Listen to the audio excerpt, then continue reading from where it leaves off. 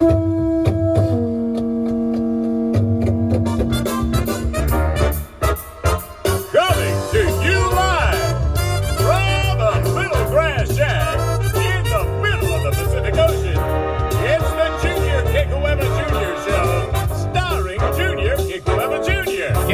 out this guy's contract. What's up with that? Join Junior along with the Rainbow Hay Band as he makes any kind from Hawaii. Yeah, it's like on game shows. And now, ladies and gentlemen, I have no idea. Junior, take over Junior. How's Hawaii? How you Hawaii? Oh, Hawaii, man. How's it? Okay, wait. Whoa, Hawaii. Hold yourself. I'm Junior Kangaroo, Virginia. How's it? Welcome to the podcast. Oh man, the podcast is one of those things that I look forward to because I look forward to laughing and just entertaining, right? Because that part of my life is over. I'm gone. That's gone already. That's gone. But this is a law of attraction life coaching podcast, right? Because we podcast and we podcast about. If somebody told me, Junior, one day you're gonna be on a podcast that's gonna be heard around the world, like around the whole world, I would say, bro, what you smoking? I mean, that would be my question. But anyway, so hey, attitude of gratitude. Thank you so much for being here. We're not gonna run down stats. Our newest country is Brazil. We want to say thank you. No new country so far. I noticed something, right? The holiday season. Okay, now this is not the topic of today's show. Is how I manifested my horse, baby girl. And so we're not going to talk about like the holiday season because, oh boy, that is for years that was a sore spot with me. But I just want to mention that I noticed something, I learned something, right? Like on the digital world, because I'm in IT now and I'm in the digital world. And in the digital world, it's the same as the regular world, like kind of sort of. Even when it comes to holidays, things slow down. People stop working early. They take off early. They take off from the office early, right? Oh man, that's another podcast, Alliance, but we're gonna do that podcast because boy, I used to hate that. I still hate that. Can't get anything done. You know what I'm saying? Especially locally. I thought, oh, that's Hawaiian style. That's local style. Wrong. That's not local style. That's everything style. Like holidays, everybody like party. Okay. But anyway, so now we're going to talk about how I manifested my horse, baby girl. And it's a very, very interesting story. So let's start at the beginning. Now, the people that, people that see this, because I put up this ad, and this ad was on we're not going to mention the venues because they're not paying me to be on the podcast or anything, but we did mention it on a venue. We said we're going to tell a story. So here it is. Now, how I manifested my horse, baby girl. Now, we know for manifestation, right? Human beings don't do three things enough. They don't write things down enough. Okay. They don't use vision boards and they don't speak it into existence enough. Okay. There's another saying. It's called speak the dream. Okay. They say you got to speak the dream. That's true. You have to speak the dream. You have to write the dream. You have to speak the dream and you have to see the dream. You have to visualize the dream. Now, imagination is key. Okay. Imagination is God, Hawaiians. Okay. That's how big it is. That's why Einstein said, right? Einstein said, now here's the clue. Now you guys won't really, nobody's going to come out and tell you guys this, right? But here's a clue that Einstein gave us. Okay. And we'll get into Einstein on another podcast because he was paid off. But anyway, this is what Einstein said. He said imagination is more valuable than knowledge because there's a definite end to knowledge. In other words, knowledge goes so far, but imagination, like there's limitless imagination. And the cool thing about it is with tech and computers and our modern advances, we're beginning to see this come to be. And people are like, wow, right? I couldn't believe they would make something like that, and they are, right? New things, new toys, new everything, right? I can't even tell you about the stuff that I see online because I don't see just the commercial stuff. I see the underground stuff. I see the mechanics of things. I see what's coming. I see like this stuff that the average everyday person does not see. And I'm looking at it, I'm going, wow, this is fascinating. I mean, for somebody like me, a creative, it's like totally fascinating. It's totally, Anyway, so those 3 things you don't do enough of. Okay, now, if you do more of them, and I started in 2006, and I started writing affirmations. I still write them till today.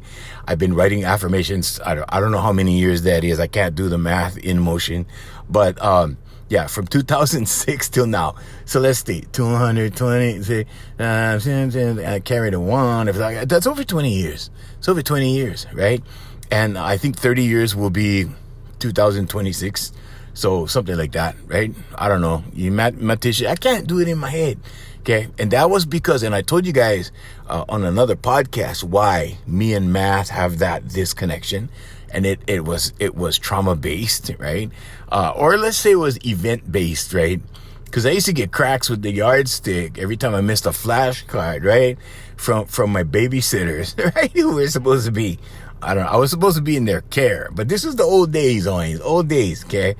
And so then I just said, well, enough of this math stuff, right? And I just blocked it out. So it's a psychological thing with me. People start talking numbers, I start hearing, wah, wah, wah, wah, wah, that, So I hire people that do numbers. I hire them. I said, okay, Gare, figure it out. I have a CPA. She is the best CPA. Oh my gosh. And she does everything. And so I just get to work. That's what I do. So when you do these 3 things for manifestation, okay, visualize, write it down, and speak it, those 3 things, what happens is your imagination, okay, in the visualization process, right, tells you how this is going to be possible. Now, it doesn't, well, let me rephrase that. It doesn't tell you how it's possible. It tells you it's possible. The how is God's job. Okay. So when I say imagination is God, I just mean imagination is the thing. It's the main thing. It's the principal thing. Okay. Then you write it. Now writing it goes directly into your subconscious. Okay. Speaking it also goes into your subconscious because now you start reinforcing your self-talk. You know the negative self-talk? Okay. So you can have positive self-talk. Okay, but you need to just get into that mode, okay, of thinking, and you need to verbalize these things like that, right? When you start saying, I am smart, I am whatever, I can do this, I can, whatever, right? In my case, I just shut out math and I was like, no, I'm not going to go start writing. I can do math. And I'll just hire somebody to do that. It's easier for me, right? And I don't have the time to sit down and go, okay, 2 + 2 is 4 and let's go from there. I don't have time for that. So anyway, so that's my, thing. That's just like law. Now, not everybody wants to learn the law, right? So they hire an attorney to do it for them. Okay. Now that's a whole other podcast, but that's why we hire lawyers. Okay. Because we don't have time to study law. We don't have time to learn everything, right? That would be like, it would take up all of our time. We wouldn't have time to work. So we hire the attorney. Their work is to do our stuff, right? And there's a gray area there because, there's a system. Okay, that's another podcast, Hawaiians. That's another podcast. Okay, but anyway, it works like that. Okay, so here's what happened, and here's what started my thing for horses. Okay, so there's a couple things that are kind of weird about me. I mean, besides my quirkiness and ADHD. Okay, I wear Ralph Lauren products. I've been loyal to Ralph Lauren products for a long, long time. And it started way back. Okay. So when I was 12, okay. Whoa, big jump. Oh, big jump. When I was 12, okay, 12. Okay. Now you can imagine 12. Okay. When I was 12, I used to go up to my classmate's ranch. My classmate's dad, stepdad had a ranch. Okay. And we used to hang out at the ranch and we used to feed the horses, right? And they used to teach us how to brush the horses, how to pick the hooves of the horses, right? And we were young kids, right? But that's what we would do. Now, they had free labor because why? Well, because we wanted to come and learn, right? So it was kind of like on the job training, but it wasn't really a job. Like we never got paid. We got to ride horse. That was our payment. And that was good for us. That's what we wanted. Okay, so we work it off, right? Because it was a place that you go like to pay for horseback tours or whatever. So we used to take tourists up into the mountains on these trails with the horses, and then bring them back. And I forget how long the thing was. Maybe it was like an hour. So you go half an hour up and then turn around half an hour back. So that was the background story, right? The ranch. Now, on this ranch, we had fun. We used to feed the horses, water the horses, do all the... So we learned all these things about horses, right? None of us were experts except my classmate, because that was his place, right? And so we just did all kinds of stuff. We took lessons. They gave us lessons in exchange for helping. And we just helped. We were ranch hands. We were kind of like 12-year-old ranch hands, right? And so this thing went on, and it went on for like a whole summer. Now, when you're 12, summer lasts long time, right? 12, like those 2 months or 2.5 months during summer, that's like forever. For a 12-year-old, that was forever. So my mom would take me up, drop me off in the morning, like early in the morning, right? So I would get dropped off like 7 o'clock, 7:30 in the morning. I would wait for everybody to get there one by one. Parents would drop off the kids and they would come. And then we would have a day at the ranch doing all these things, right? Learning all these things and riding horses. So we used to, a funny thing, okay, I'm going to take you guys over here on the left. So Uncle David, who owned the ranch, right, was this expert paniolo. He was a Hawaiian paniolo, a real cowboy, like a real honest to goodness cowboy. And there's still a bunch of them left, but he was from the old days at the time. Okay. And I used to ask him, we always used to ask him, Uncle, how you ride this horse? How you ride that horse? Because the first thing we noticed was these horses were different. They had different personalities, like this one horse we knew, Mokihana, was stubborn, right? So we go, hey, and we used to call him Moki. So how come Moki is so stubborn? Like, and he used to answer us with the same thing. He goes, all horses are the same. All horses are the same. That's what he told us, right? And so we were like, in our 12-year-old brain, we couldn't figure that out because we saw that Moki was stubborn, and we saw that this other horse was gentle. We saw that the other horse was a little bit too active. We didn't want to ride him. Okay. I mean, you could see. And so he insisted every horse is the same. And every time he got on Moki listened. She wasn't stubborn. Every time he got on the other horses, like it was just, he would just get on like you were getting on a bicycle or something. Like he would just, hop on, right? And anyway, so we spent the summers like this, right? Now, during one point in the first summer, they got a brand new horse, and then the horse's name was Firecracker. Firecracker was the most beautiful horse I had ever seen at that time in my life. And wow, this horse was amazing. White blaze down the front, okay? And she had white socks, okay? White socks means, right above their hoof is white. It looks like socks, right? White socks, like perfectly marked, beautiful, beautiful horse, right? And I was thinking like, wow, I want to ride that one. So we were all thinking like, we want to ride that one. We want to ride, because Firecracker was, he was gentle. You could pet him, and we could pet him and everything, okay? But we could not ride him. We could not ride him. We were restricted. Everybody was like, oh, that's Danny's horse. I can use that name as my classmate, and me and him still tight. I think, I don't know, I haven't seen him a long time, but when the last time I saw him, we was tight, so I can use his name. But yeah, so but only he could ride the horse. That was his horse. They bought the horse for him, and of course, right, all of us guys were envious. They were all like, oh man, no, we like ride Firecracker like everybody. Nope, it was on restriction. Couldn't ride the horse. So I'm like, okay, well, so we got it out of our heads that there was any hope that we could ride Firecracker. But we used to pet Firecracker, we used to feed Firecracker, we used to brush this horse, everything. All right. Now that was 12, okay? 13, 14, and then I really didn't hang out at the ranch. Teenagers, how everything changes. and then I was at the beach already at 13. Okay.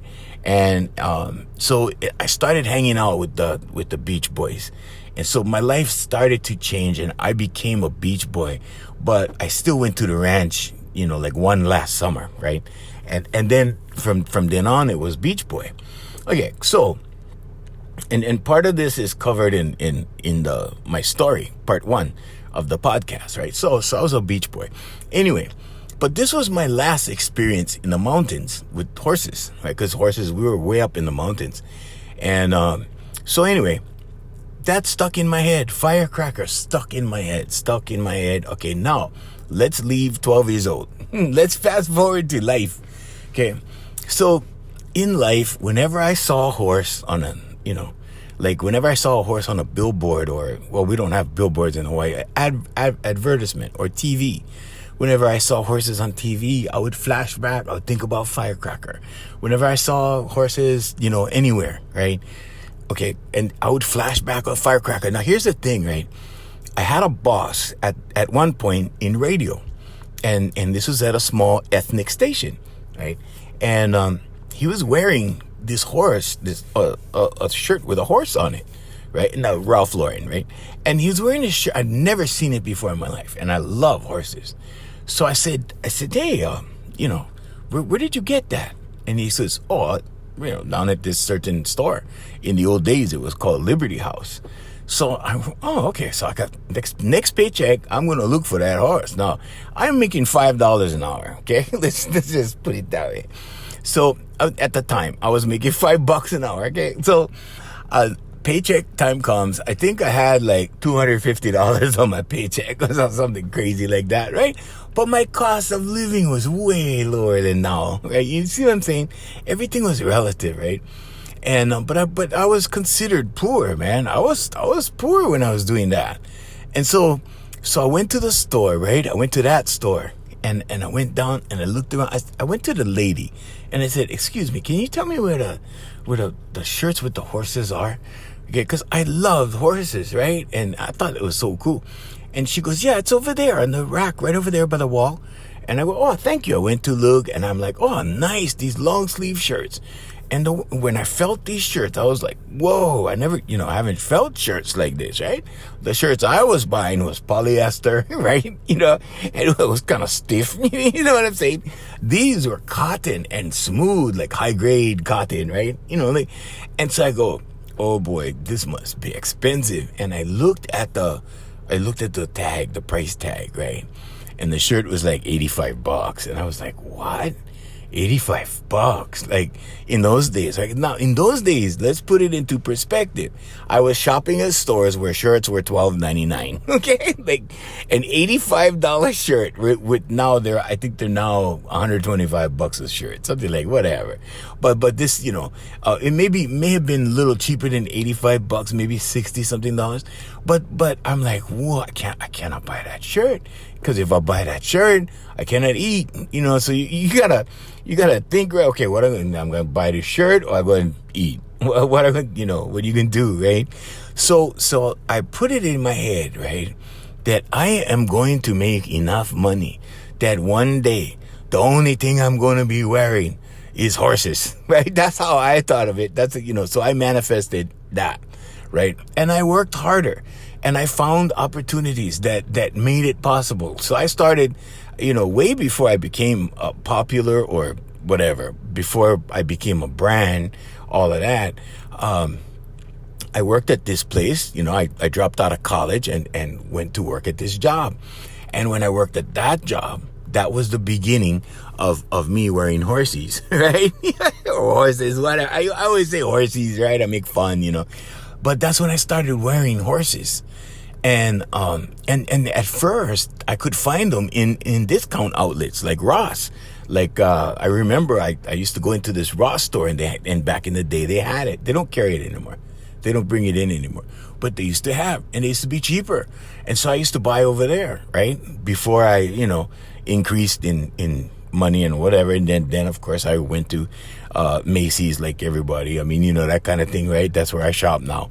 Anyway, so now let's get back to how I manifested baby girl. Now, this is going on in my life, okay? No horse yet, okay? But I'm wearing horses, okay? Now, in the law of attraction, they say you got to fake it till you make it, okay? And what they really mean is you got to go through the motions, okay, before these things manifest in your world. Okay, so I always thought about Firecracker, and I always saw horses, and whenever I saw a horse, I thought about Firecracker. Now I'm wearing the horses. Now this is like way later. This is like, this is like in my late 20s, early 30s that this is starting to go on. Okay, I dropped out of college in 1994. I'm taking you guys way back. It's like, whoa, Uncle, 94. Yeah, way back, 94. So when I dropped out of college, right, and I dropped out, my uncle told me, my uncle who was my first mentor, right, that uncle told me, oh, bro, that's the best thing you ever did. And I'm like, really? Like, I thought, because I had a choice, right? What are you going to do? You can do that, or you can do, I'll do a radio podcast one day soon, and I'll tell you how I got into radio. And it was the same way. It's like I had a choice. Okay, I'm going to do this, or I'm going to take that job, right? Now, I didn't take that job because I wanted to be in radio, although I did, because that's what I was doing already for quite a while. But I dropped out of college and took the job because that radio station, right, it was an ethnic Hawaiian radio station, and that's the radio station that was close to the music industry, and that's where I wanted to get to, right? So that's, no matter what, I was going to take that job. So, I said hello to the school, and then thank you very much, but it's been fun, but I gotta go. And so I left, and I went.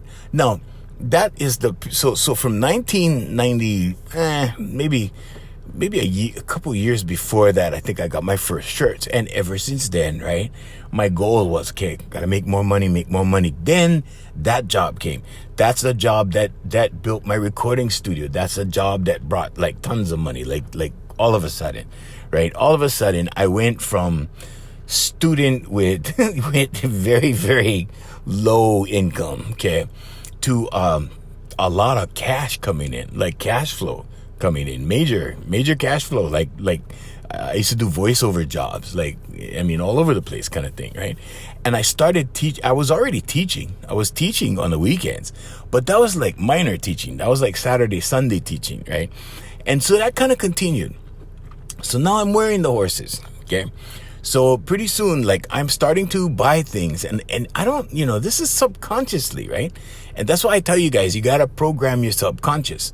I wasn't writing affirmations for horses. I wasn't, I was visualizing horses all the time, but I wasn't really writing it down, okay? I didn't start doing that till 2006, okay? But this is back in the day, and I'm thinking about it, and I'm speaking it, like one day I'm going to have all horse shirts, like everything, horses, right? And so that started to happen. That started manifesting, started coming in my world. And pretty soon, before you know it, I had a whole bunch of these shirts, right? And then other things happen. Now, let's take you guys from that time period, okay? Now let's fast forward, okay, to 2002, around there, okay? 2002, okay?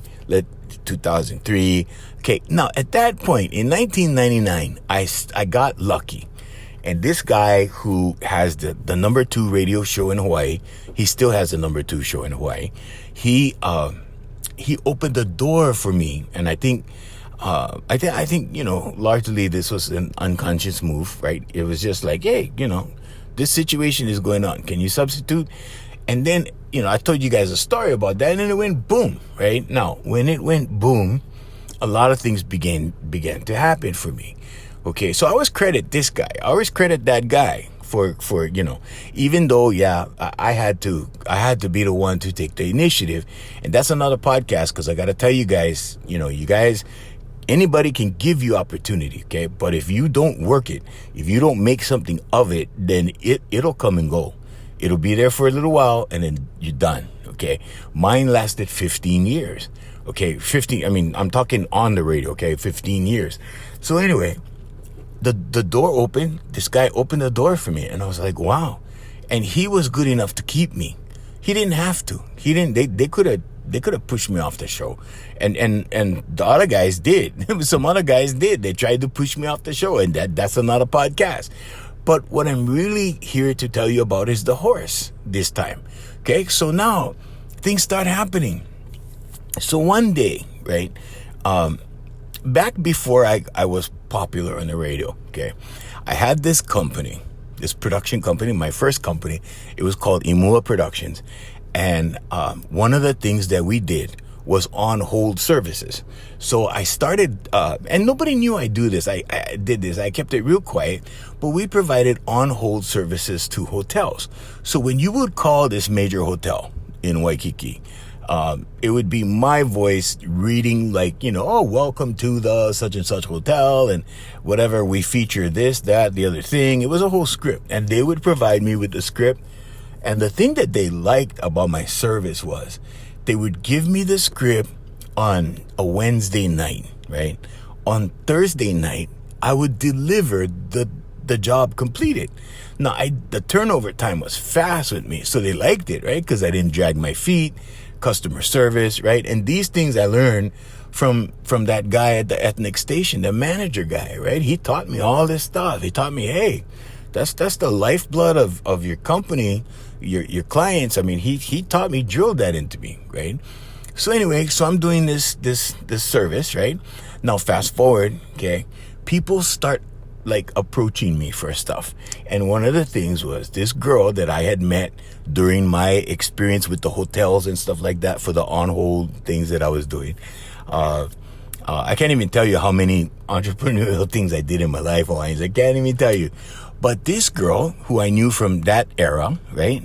It was now, into the 2000s. And she wanted somebody to ride with her in the Aloha Week parade in her unit, right? So she goes, hey, we're looking for a celebrity rider, to ride in our Pa'u unit. Now, for those of you in the mainland, I know most people that listen to us are from the mainland.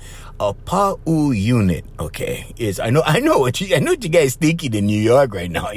What is a Pa'u unit? Okay, yeah, a Pa'u unit, okay, is a unit of horses. Okay, now these horses, you have a princess of the island. Everything is on horse. Okay, the princess rides the horse, right, with a beautiful outfit, a beautiful holoku. I don't even know what they call it. Okay, that it looks like one holoku for horse riding. It's like this beautiful dress, and she's got flowers in her hair and everything. She's made up. And then there's this guy that carries a flag for the unit, like some, for the islands, different islands. Anyway, and then they have, 2 or 3 people behind her, and then the next island or whatever. So, anyway, I said, sure, I would love to, right? And I told her, I said, oh, mommy, I used to ride horse like back in the day when I was a kid on the ranch, okay? Immediately, who pops into my head? Firecracker, okay? All right, okay, so we go up and they put me on this. I went out to this ranch, okay? No names, Hawaiians, okay? I love the ranch. Got to meet the people that own the ranch. Love those people till today. And I went out to the ranch and they put me on this big, old gray horse, okay? And this horse was a challenge because he had 2 speeds, okay? Slow and slower. just two. That's all he had. All right. So we took these horses because they wanted to, make sure that we knew how to ride.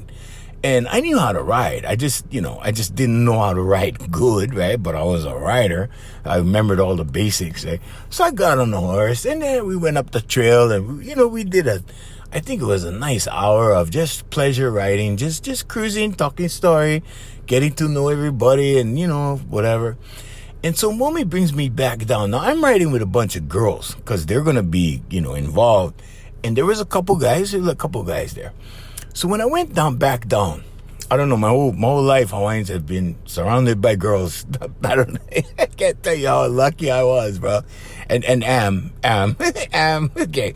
I'm not retired from that department yet. Anyway, so right? We come back down, and there's this little round pen. Okay, there's this round pen. And I'm walking past the round pen. I'm not even paying attention. I see that there's a horse in there, a small horse, like a. I think. Let's see. She was 2 years old. Now, right around that time, in the horse world, the horse gets broken. Okay, and that means that you can ride them with a saddle. They're not wild. They're trained. That kind of thing. They finished the major part of their training. So, and the thing about horses is you continue to train them. Like that's what I learned. That's my experience. Anyway, and I can only tell you my experience, Hawaiians, okay? So anyway, we're passing the thing now. I'm walking to my car, and Mommy says, "Hey, this horse right here is for sale," right? And I looked at her like almost immediately, and I said, "Mommy, what am I gonna do with on a horse?" Okay, like I'm doing radio, right? I was doing radio quite frequently, okay, because the guy that I substituted for would always take off, so I was on the radio a lot, and in that respect, I owe him a lot of thanks, because it allowed me to build a lot of stuff and to get a lot of jobs and all that. So I'm very grateful for that part of it, okay. And anyway, so I said, "Mommy, what am I gonna do with on a horse?" Right? And she goes, "You want to see her?" Okay, now, when she said, "You want to see her," I started paying attention to the horse. I went up, I looked, I go, "Wow, that horse is reddish brown." And guess who that reminded me of? Firecracker. And I'm looking at her, and I go, "Wow, that, she kind of looks like Firecracker." Because I wasn't paying attention to the details. And I went closer to the round pen, and I said, "Wow, she has this perfect white blaze, like right down the middle of her face, right?" And then I looked down, and I go, "Oh my God, she's got socks just like Firecracker." Like, the only difference between her and Firecracker was Firecracker was a little darker reddish brown, like little darker shade. And this girl, right, her name was Duchess, the horse. And Duchess was a little less in color. But I'm like, wow. Like, and her mane was bleached because she was out in the sun all day at the ranch, right? So, and that changed later on. But anyway, so I now I've been wearing the horses. I've been thinking about horses ever since I was 12, right? Okay, and here's my point about this part of it, okay, before we continue. Sometimes God, it takes a while, okay, but God will bring you your dream if you don't give up on it, okay? So anyway, that being said, right, so now I'm at the round pen. She goes, "You want to go take a look at her?" And I go, "Okay, yeah," because I wanted to, I love horses, so I wanted to pet her and whatever, check her out. So 3 of us go into the round pen, me and these 2 other girls, right? And we go in, and I went up to pet the horse. And before I touched the horse, the girls were talking, right? So half of my attention was on the girls and half was on the horse. And these girls go, they were saying something, right? And I was just standing there, and the horse came up and nudged me, okay? And she nudged me right where my arm was connected to my shoulder, okay? She just came right over there, and she just nudged me. And the girls, of course, I'm with girls, right? They're emotional beings. And I'm with girls, and they're going, "Oh, she likes you," And I'm thinking like, okay, wait a minute. This is a coincidence. That's just a horse, okay? And they go, "You want to ride her?" Oh, boy, here we go, right? Okay, so I'm like, then I start to think, right? Because I worked with a bunch of guys that you never know which angle you're going. You see what I'm saying? So I was so used to this. Now I'm thinking, right? Oh, they're trying to sell me this horse now, And they go, "You want to ride her? I'll saddle her out for you, whatever." And I said, okay. So they put a saddle on the horse, and I rode the horse in the round pen, and it was a beautiful ride, just smooth everything, and I noticed that, hey, this horse is pretty cool for a young horse, right? Little did I know, now this is a part I did not know at the time that I found out later. This horse was what they call a hot horse. Okay, no, she looked hot, okay? She looked hot. It wasn't, not that kind of hot, always, okay? But this horse had a lot of energy. Okay, you could not feed this horse grain. It had to be alfalfa cubes, because otherwise she would go off. I mean, and the thing here is, if you know how to ride a horse like that, compare it like a Toyota, okay, to a Ferrari. And that's what my trainer, that's coming up, the trainer part is coming up, but that's how he put it.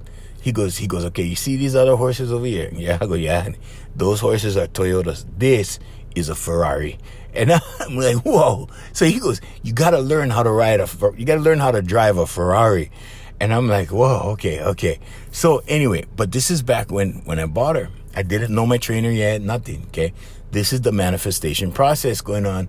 So I'm like, okay, you know what, mommy, just talk to the guy. She told me, oh, it belongs to this guy, so-and-so. He brought her up here just to, showcase her or whatever. We're trying to sell her, whatever. He's trying to sell her. I'm like, all right, talk to the guy and see how much he wants, and we'll cut a deal. Because my question was, where am I going to keep these horses? She goes, you keep them right here at the ranch. They charge monthly, and you can rent one of these square pasture areas, right? And they have them all fenced off, and people keep their horses there, so you can board the horse. So I'm like, okay, well, I live in town. Now, you guys in the mainland, listening to this, the people overseas, you guys probably travel far distances, okay? So, I live on an island called Oahu, again, and from where I work, or where I have to be at work in the morning, to where this ranch is a good 45-minute drive, okay? Now, I know you guys in Oregon, you guys in Washington, you guys in Mississippi, you guys are going, oh, that's nothing. We go 2.5 hours, right? Okay, but on this island, it's a big deal.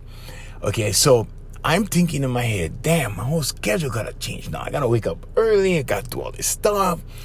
And so, anyway, those are the fears, okay? And so I dismissed the fears, right? I go, okay, never mind. I said, just talk to the guy and we'll work out something. We'll do it. I'll write him a check. We'll take care of it. So I come, she works out the details. She gives me a call. I said, fine. I went down. In fact, I paid cash. I went down. I paid cash. Okay, it was a lot of cash lines. I paid cash, and the guy, he was a really good guy, and he's no longer alive. And I God rest his soul. I just really owe this guy, because he was a very, very nice, very, very, very nice man, and he gave me a saddle. He gave me everything. Like, okay, you bought the horse here. It comes with this. It comes with this. It was like being in a store, kind of. It comes with everything. I'm like, whoa! It came with everything. I didn't have to buy a saddle. Didn't have to buy. No. Here it comes with it. Comes with a bridle. Comes with a halter. Comes with this. So he gave me everything, right? And I'm really grateful to that guy. And I can say his name was Jack, and a lot of the girls call him Old Man Jack. And man, I got a lot of love for that guy, because he made a dream of mine come true. So now I got this dream horse, right? A horse. Okay, a horse. I didn't know it was the horse. Okay, it was a horse to me, right? And I didn't know very much.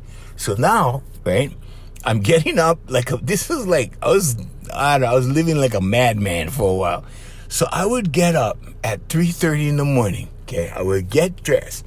I would hit the highway when it was dark. It was dark. And I used to get to the ranch. It would still be dark at the ranch. And I used to be there for sunrise, just so I could see my horse, right? And my horse was, I don't know, doing what horses do. Sleeping, whatever, grazing, whatever she was doing. And I had to wait till the sun came up so I could see, because the ranch was dark, no lights, right? Dark, pitch black. And so I'm sitting in my car, and I'm having my Starbucks, and I, enjoying the stereo and everything. And that's another thing. I didn't have a truck, right? So I was the only guy driving with a luxury car up to on the ranch, and everybody, and the local girls was like, bro, why not get one truck? And it was so funny. Here I was, what we call over here, we call a townie, okay? Somebody who lives in town, works in town, right? And now I'm in the country. So here's this townie. I was raised in the country. I grew up in the country. But now, for so many years, I was a townie, right? And I'm out there in the country with this Infinity car, right? And it was, right, this is so funny. I mean, I must have looked really weird to these guys, because here I was parked in my car, and they're doing all this stuff. I was working. I was doing my stuff online. I was working and waiting. And then sun came, beautiful sunsets. Oh, I'll never forget. There's nothing like being on a ranch at sunrise, I should say. There's nothing like being on a ranch at sunrise. So now, right, I'm taking care of her. I'm going back and forth, back and forth, back and forth. Now, pretty soon of these, I think I did 2 months of back and forth, early in the morning, that kind of thing. Now, pretty soon, I started talking to this other girl who was the sister of the girl that introduced me to the horse. And I made friends with her, and she's got this beautiful personality. She's real fun. She's good fun. Real rugged girl. And for some reason, I just love rugged girls, because inside those rugged girls are the softest, most feminine girls you'll ever see. I mean, these girls are big-hearted girls. And so anyway, she's got this stallion, right? And then we're talking story, and she goes, you're driving all the way out here. Didn't you know that there's like places you can keep her closer to town? And I'm like, no, I didn't know. She goes, I'll take you. We'll go. So I jumped in her truck, and she took me one day, and we went looking for a place for Duchess, right? Now, something happened before we left the ranch. My concussion. Okay, that's another podcast. That's another podcast. But I got a concussion because she wasn't trained how to turn, and I fell off, right? And I took one of my ex-chicks up to the thing, and check out my horse. You bought a horse? I'm like, yeah, I bought a horse. And she was probably thinking like, what the hell? I don't blame her, right? Anyway, so we went looking for the horse, for the place to keep the horse. We went to every place there's this town called Waimanalo, and we went to every place. And we went to the first place. I looked around, I go, nah, this place is a dump. We went to the second place. Nah, this don't feel right. This not good. Went to the next place. I'm like, nah, this doesn't look better than the ranch. She's not going to be happy. We hit this. She goes, you know what? There is this one place left. This is one place left. And I was like, oh, okay. So she took me to this place, right? When we drove down into this place, it was like horse heaven. It was like I was in a movie, and this was like horse heaven. They had two nice big arenas. They had everything was nice. It was painted nice. There were stalls. There were a lot of horses, and there was this guy there that I met. Now, this guy is like the doctor. I used to call him the Dr. Phil of horses. Bro, this guy, he was like a horse whisperer. The horses loved this guy because they knew that he put them first. The horses, they're not stupid. They know. And so he actually, I met him. And so, hey, how's it? I'm Junior. Oh, yeah, you the guy on the radio? And I'm like, yeah, that guy. Like, oh, okay. And we started talking, okay? And we started talking about the horse or whatever. And he was nice enough to say, yeah, bring him. Yeah, let me see what you got. So we took the horse to him, okay? Then I started, there's a lot to the story, but this is just the manifestation part, okay? So now we met the trainer, okay? So now we had the horse, we had the trainer, okay? And then, we had a place to keep her. Okay, so, and then he would train, and I would just basically write checks every month. He would train every month, and he would train her, every day. He used to train daily. And this guy was so good. I mean, I can't even tell you how he's so good. and he created magic in people's horses, like magic. The horses would listen. He was just so good with them, and he reminded me of Uncle David. Like every horse is the same to him. He just got on a horse. He just get on a horse, and he used to talk to the horses, like they were his friends, and they were, and they listened to him, right? And so anyway, long story short, Hawaiians, he gets to train and know Duchess, right? And I thought to myself, Duchess is such a stuffy name for a horse, right? So I called her Baby Girl, and she, of course, I put her on my social media all the time, right? So she became quite known, and I used to thank this guy on the radio, right? This trainer, and as a result, I guess, I don't know, I hope he got business from it, but as a result, a lot of people told me, "Hey, you mentioned the guy there on the radio," and I said, "Oh yeah, I did," and they were very, I guess they were very touched, like, "Wow, bro, you thanked him on the radio." I said, "Yeah, I'm very grateful." Now, I was already, expressing gratitude, right? Because now I had a horse, I had a trainer, she had a home, I was happy. It was half an hour away from town where I lived, and I could just go right over the hill, and there she is, right? And so that basically was how this happened, right? Now, the other side of the story, okay? Not the end of the story, but the other side of the manifestation, okay? Here's what happened as far as the law of attraction goes, okay? Number one, I was 12, I wanted a horse. I asked my mom at the time, and my mom was like, because everything went through my mom, okay? So you guys that, when you come to Hawaii and you go, how come women wear the pants in the family? And I don't, maybe that happens where you live in Colorado. Maybe that happens over there too. But my mom was the boss, right? So everything had to go through her, right? And she's like, nope, no horses, no. Because you're not gonna, because she knew what happened to my dog, right? So I don't dog, right? And I left the dog at home and I went surfing. So, when I was a kid, right? So she knew what, she goes, no, I'm gonna end up feeding the horse and whatever. So there was no horse at the time. So now I had manifested the horse finally. It took me from 12, okay, to, I don't know, I turned 40, and yeah, never mind. That's too long of a story. But I was already in my 40s, okay? And this horse that was just in this little round pen, okay, that showed up, looked a little like Firecracker. Well, a lot. She looked a lot like Firecracker, except for the color. Like I said, Firecracker was a little bit more reddish. She looked like Firecracker. And guess what? This horse was a firecracker. Oh my God.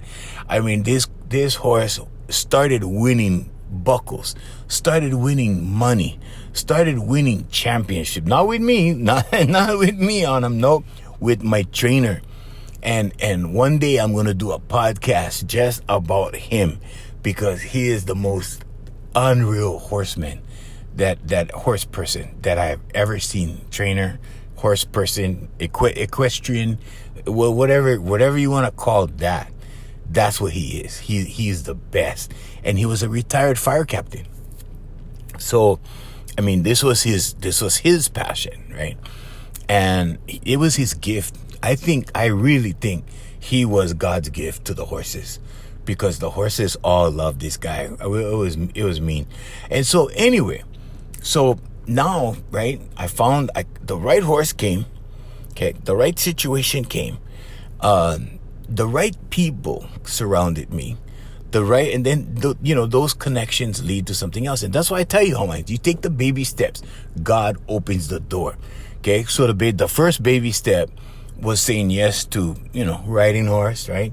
The second baby step was, here's the horse, and at first I was like, what am I going to do with this horse, and then oh, she likes you, right? So I'm like, oh, okay, find out, and yeah, we'll do it. And I didn't know where this thing was going. I had no idea, right? And that's why I tell you guys, when you guys taking the steps, you don't know what's coming. You don't know, but you got to expect the very best possible scenario in your mind when you are manifesting, okay? And so that happened, right? And then, one day, of course, going out there back and forth, one day, talked to this girl. She took me around because she knew everybody. And she took me around. And then the perfect situation happened, and then all I did was write the checks and go down and ride. Okay, there's another part to the story, real quick, Hawaiians. I had her for 11 years. And right around the 9th year, I started saying to myself, because I was doing a lot of business.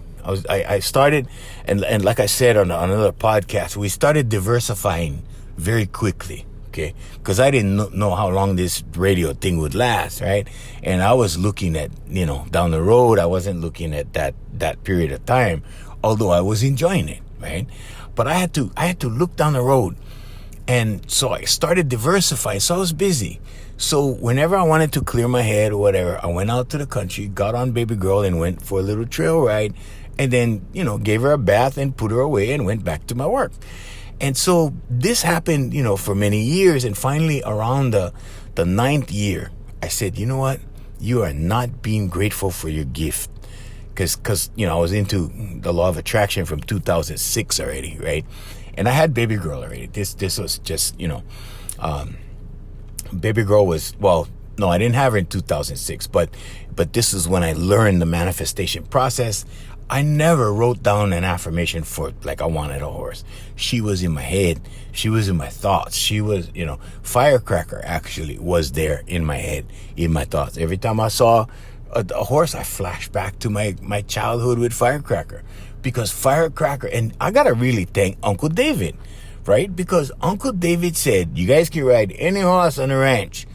Almost sounds like the Adam and Eve story, right? You can eat from any tree in the garden, but that one, can. The tree of fruit, the tree of whatever, knowledge. Yeah, he can eat from that one. So that's the one they like eat. You see what I'm saying? So you could ride any horse, but you can't ride Firecracker. So everybody wanted to ride Firecracker, right? And now, fast forward, right? I found Firecracker, like my version of Firecracker, right? And so I'm like, whoa, like I'm thinking to myself, right? I'm thinking to myself, wow. You finally did this. This is finally, I didn't really think of Firecracker when I first got her. The point in time which I thought about Firecracker was when we took this one picture, and I have this picture, and I started this company called Royal Equine Hawaii LLC. Okay, and that's another podcast. But I started a company built around her. Okay, and that the picture that we used for the cover photo we took of her in the arena, it came out like picture perfect. And I'll be darned if I didn't look at that picture and I go, wow, that's Firecracker right there. Just a little bit darker. And that little bit more red, a little bit more reddish brown, that's Firecracker. And baby girl was the most beautiful horse on the ranch. She was the fastest horse on the ranch. She was a multi-champion. She won everything. She won. This trainer entered her and won a lot of money with her. Won a lot of contests with her. Won a lot of sorting events with her. Won a lot of buckles with. Everything you could imagine they did. And this was in between his regular work with other horses, right? So I was just really lucky. I was very lucky that he liked my horse, that he liked Baby, that he trained Baby, and he got to really like Baby. If that didn't happen, I don't think I would have had Baby that long, because she wouldn't have gotten the kind of attention that she needed, and I would have probably had to sell her. But it was because of this trainer that all this thing stuck together like this. And then my best friend died, right? And my trainer got busy, and everything kind of happened around the same time. And then we shipped her back to the ranch. And then I paid for her to be on the ranch. Other things went down, and past that, I can't comment on that right now. But I will comment later on this whole thing. But this part is the manifestation part, okay? So I had to wait, right? And she sat in the back of my mind. And then I wore the horses, right? Then the horse showed up. And then, you see what I'm saying, Hawaiians? one thing after the other, and all you got to do is take the steps. I didn't know how I was going to take care of us. The how is always God's job, right? I just said, okay, well, talk to the guy, find out details. I write him a check, whatever. That happened. I paid cash, actually, right? Went down his house and gave him the cash. He goes, okay, we'll have her up at the ranch. Yeah, no worries. And all this stuff, that's all yours. And I put him in my trunk. I'm like, okay, what am I doing? Like, halfway through the process, I was like, bro, what are you doing? Like, now you have a horse. Like, what is this? Like, how are you going to pull this off? But that's the way it happened. Step by step by step. Okay? All you got to do, Hawaiians, take the baby steps. God will open the door. What is it that you want? You want a new house? Okay, start going to open houses. Start going to open houses. God will bring the money. Okay, God brought the money for baby. I got more jobs. I got more contracts came in. More of everything came. And it supported baby right up until the last day when we had to move her out to the ranch. Okay? But that's what I'm telling you. You take the baby steps. God opens the door. God brings the right people. God, this is God doing this, okay? Okay, now that being said, God is in here. God is in you, inside. God is not out there. God is not up there. God is within. Okay? But if you use these specific details of manifestation, okay, and you hold it in your heart, and then you just let it go and go do your thing, there will come a day that manifestation, if you're still interested in it, will come. Okay? But you just gotta take the steps, alright? And when you take the steps, this works for everything. So far, it worked for 6 cars from 2006 for me. And all I know is I get new car smell, Hawaiians. That's all I know. Because when you do this, right? You do this stuff, right? Oh, sorry, Hawaiians, I gotta go. But no, when you do this stuff, bug'll come out perfect every time. Hey, we'd like to thank our sponsors, Island Club and Spa, Brother Randy, Sister Jerry. Oh man, their location in Kaka'ako. If you guys in the mainland ever come to Hawaii, go to Island Club and Spa. Yep. Voice Master family of service companies. That's right. And the music of Brother Darren Chinan on AFMHawaiiMusic.com. Until next time, I'm Junior saying mahalo and aloha.